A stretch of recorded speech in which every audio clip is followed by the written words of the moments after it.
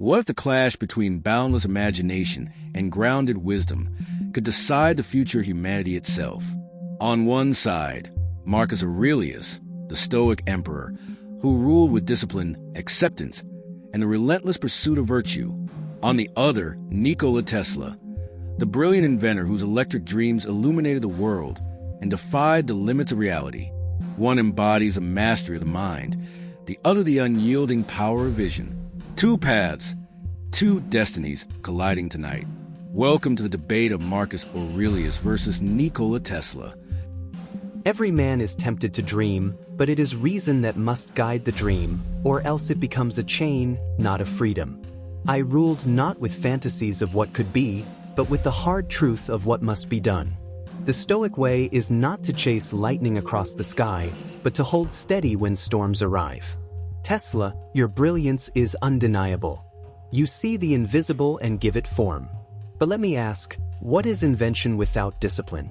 What is progress if it enslaves the soul to endless desire? A man who creates miracles but does not master his own passions is no different from the masses, pulled like leaves in the wind. The universe itself is ordered, ruled by logos, reason, and necessity. To live well is not to conquer nature, but to align oneself with it. Your electric dreams, however dazzling, risk turning men away from their inner fortress. They make them hungry for spectacle, not virtue. I sat upon a throne, surrounded by armies and politics, yet I learned daily that power outside means nothing if one is not sovereign within. You would electrify the world. I would illuminate the soul. Which light endures longer? Technology may grant speed, communication, even wonders that dazzle the eyes. But storms will still rage, illness will still strike, and death will still come. It is not the spark of invention that gives peace, but the flame of character. A man with nothing but virtue is freer than a man with machines but no control of himself. You claim destiny bends to human vision. I say destiny is not ours to command, only ours to endure with strength. The true architect of history is not the one who multiplies tools, but the one who teaches mankind how to live with courage when the tools fail. So I ask again, what is the greater service to humanity, to light its streets, or to steady its soul? I chose the latter, for all inventions fade, but the practice of virtue remains eternal. Marcus, your words carry the weight of centuries, but they are heavy with restraint. You tell men to endure the storm. I sought to command the lightning itself. Is that vanity, or is it the highest expression of reason? You speak of virtue as though it shines brighter than invention. But what is virtue without progress? A starving man cannot contemplate philosophy. A world in darkness cannot admire wisdom. I did not dream for myself. I dreamed for humanity.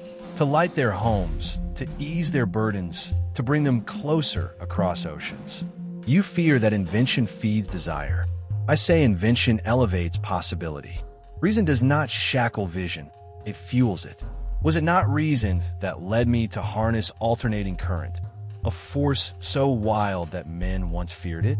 Through discipline, mathematics, and science, I gave it order, just as you claim the universe itself is ordered. In my work, I mirrored nature's design. You ask what is invention without discipline, but I lived in discipline. I sacrificed wealth, comfort, even companionship for my pursuit. I denied myself pleasures, not unlike your Stoics, but for a different virtue, the advancement of mankind. And what of destiny? You would have us bow to it. I would have us shape it. The universe gave us fire, and men feared it, until one tamed it. Should we have simply accepted the cold? You call invention spectacle. I call it survival, expansion, evolution. Without it, virtue may endure in the soul, but humanity stagnates in the dark. You claim all tools fail, yet tools are the very means by which man rises above beast. Without invention, philosophy itself would remain whispers in the dark, lost in time. My machines carried voices across continents, made ideas immortal. Even you, Marcus, survived because men invented ink, press, and now the currents of information. The soul may need courage, yes, but the world needs light, power, connection. What endures longer?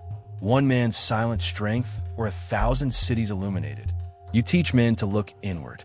I gave them a reason to look outward, to imagine what had never been. I do not reject your fortress of the soul, Marcus. I only say, walls keep men safe, but wires connect them. And connection, too, is a kind of virtue. Tesla, your brilliance dazzles, yet I must remind you, the lightning you harness is indifferent to man's virtue. A lamp may light the night, but it cannot guide the soul. You speak of shaping destiny, yet often destiny shapes us. How many of your inventions were stolen? How many of your dreams dismissed by those who valued gold more than genius? Did this not wound you? And yet, the man who stands within his own reason is never impoverished, never defeated. You sacrificed much, wealth, rest, companionship, but was this discipline or obsession? Stoicism teaches restraint, harmony with nature, not the endless pursuit of bending her to our will. For what is gained if man masters currents, but not himself? Progress dazzles, yes, but desire grows faster than invention. Today they want light, tomorrow power, the next day more and more until excess becomes their new darkness. The world may owe you its lamps and wires, but no invention shields mankind from greed, envy, or fear.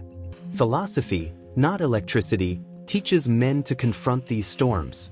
You say connection is virtue, but connection without wisdom becomes noise. 1,000 voices may shout across oceans, yet say nothing of worth. Better one soul in quiet harmony with reason than 1,000,000 shouting in chaos. Remember, all things fade. Empires crumble, machines rust, even stars burn out. What remains is the character of those who lived. If invention serves virtue, it is noble. But invention without virtue is a torch in the hands of children. That is why I insist, the true power is not in the lightning you command, but in the mind that commands itself. Marcus, I respect the fortress you build within, but while you guard the soul, I sought to free the world from its chains of darkness. You speak of desire's hunger. I gave light not to feed greed, but to reveal possibility. Humanity will always hunger. Invention is not the cause, it is the answer. You ask if my sacrifice was obsession. Perhaps, but obsession is the flame that drives progress. Without it, there's no bridge, no ship, no medicine, no art. Was not your own devotion to philosophy an obsession of the soul? Mine was simply written in currents and coils. You warn of machines rusting, of inventions fading. True, but so too do words. Even your meditations nearly vanished, saved only by the chance of scribes. Yet in this age, because of invention, they can reach millions in a heartbeat. Philosophy survives because technology carries it. Virtue and invention are not enemies. They are companions. You speak of a torch in the hands of children. But what are we, if not children before the universe?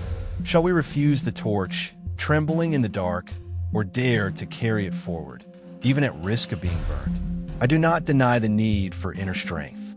But I ask, what good is a fortress if the world around it crumbles? Better to build a world where light reaches every corner, so that men may find both wisdom and wonder. Marcus, you guard the soul. I lit the path. Perhaps the future requires both. And so the clash fades. Marcus Aurelius, the emperor who ruled himself before ruling Rome, defending the fortress of inner peace. Nikola Tesla, the dreamer who lit the world, wielding lightning as it were ink upon the canvas of destiny. Two visions, two powers. One insists that true strength lies in mastering desire, in living aligned with nature's law. The other believes humanity was born to transcend limits, to chase the spark of the impossible until the night itself surrenders. Can philosophy alone guide a restless world? Can invention alone satisfy the hunger of mankind? Or must the wisdom of the past and the fire of the future walk together, hand in hand?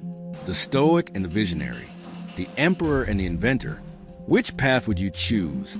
The discipline of the soul or the brilliance of the dreamer? This was Marcus Aurelius versus Nikola Tesla. If you want to see more legends, thinkers, and dreamers face off in battles of words and worlds, subscribe, share, and prepare, because the next clash is coming.